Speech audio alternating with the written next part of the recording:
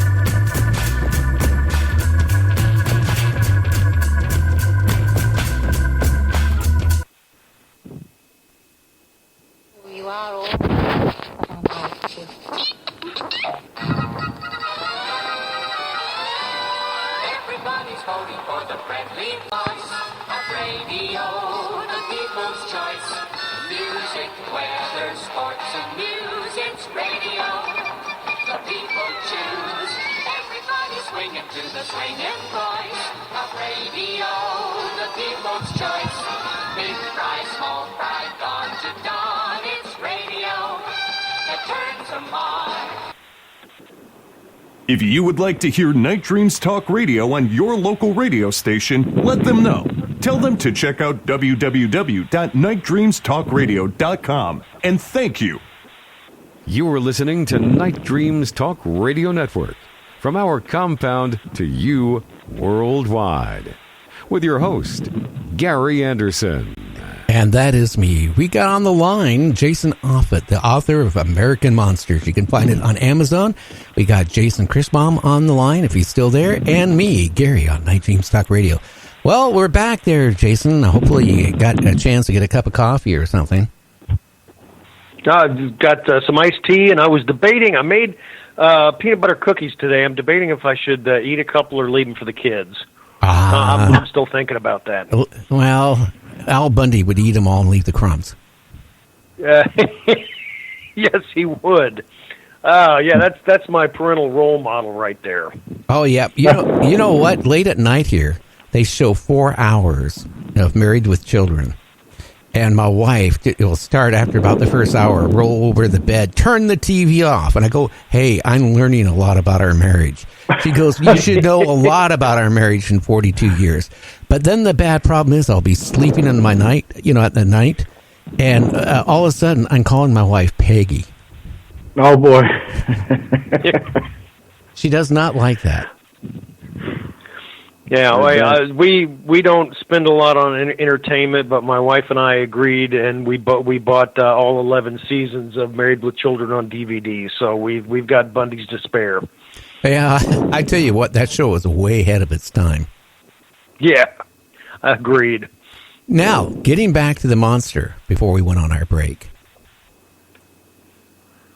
Well, the Congamato. It's been seen in areas of Africa, and it's a similar tale to where the locals have a story. They have a story about a creature that they've had to compete with for food. They've been it's been sort of a boogeyman creature that it'll come and take the kids away, and they've been able to point out what it is, and it's basically a pterodactyl type creature.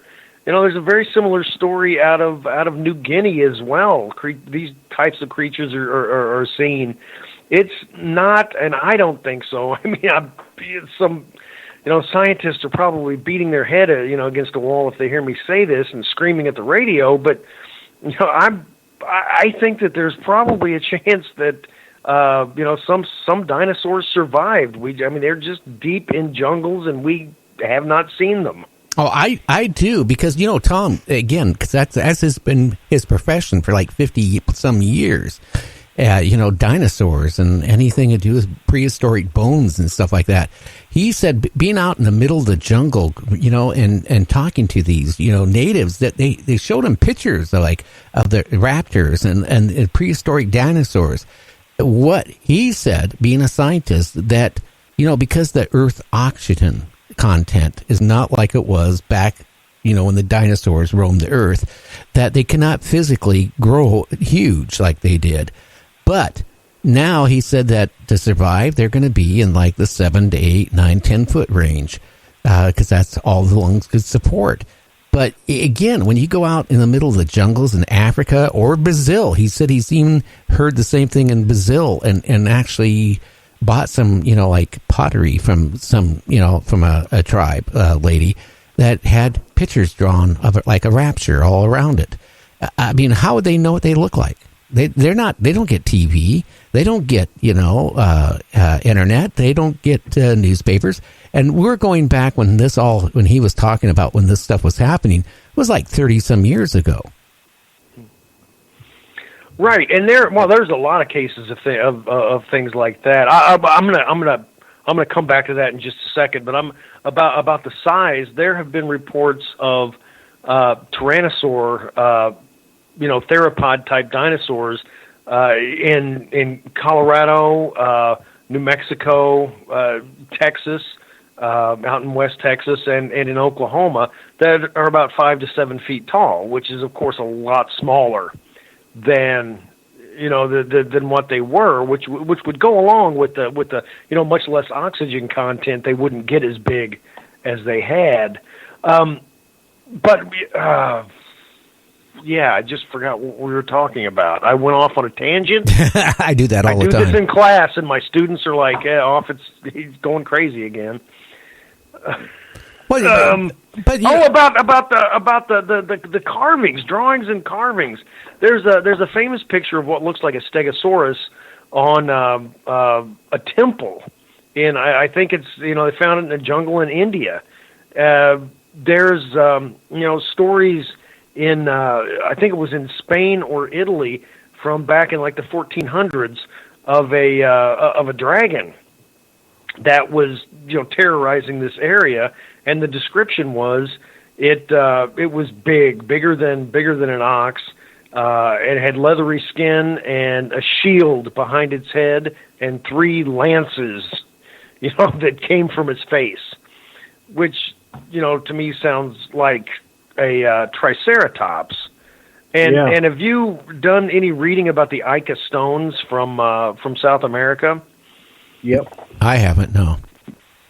Right, yeah, the Ica stones. A farmer found them in a cave, and he started selling them, and scientists started seeing them and looking and going, hey, wait a second, and historians saw them, and they're like, well, these must be fakes. And they were, there might have been some fakes at some point, but the ones that the farmer was coming up with, seemed to be an old age, and they had pictures of people interacting with different types of dinosaurs. They also had pictures of people using telescopes and microscopes and doing heart surgery and all these other things. But the dinosaurs, that was really interesting, and maybe in some parts of the world we were able to live alongside them. Maybe. Again, throwing the maybe out there. Well, like one thing I asked Tom, I said, these dragons shooting out flame. He said, I don't think they were shooting out flame, but they could shoot out like a chemical that would kind of like dissolve their prey. Yeah. Hello? You still there? Okay, hello? Yeah, I could hear you. Can you hear me? Yeah, I hear you. Do you hear him, Gary? I hear him fine. Okay, great. It's my end went dead for a second, and I couldn't hear you guys. Well, and dragons are another one. Whether they spit fire or some kind of poison. Which, I mean, we've got snakes that spit poison. Why couldn't a large lizard have done that? And that it's just that dragons are another thing, like Bigfoot, like ghosts, like a few other entities or creatures. They've been seen all over the world. We've got dragons from South America. Look at Quetzalcoatl, the god of the Aztecs. And of the Mayans. It was a flying snake. Of course, we've got dragons from Europe mythology. We've got dragons from China and Japan. Australia had their version of a dragon. North America had the piazza. So I mean, they were and they were all the same.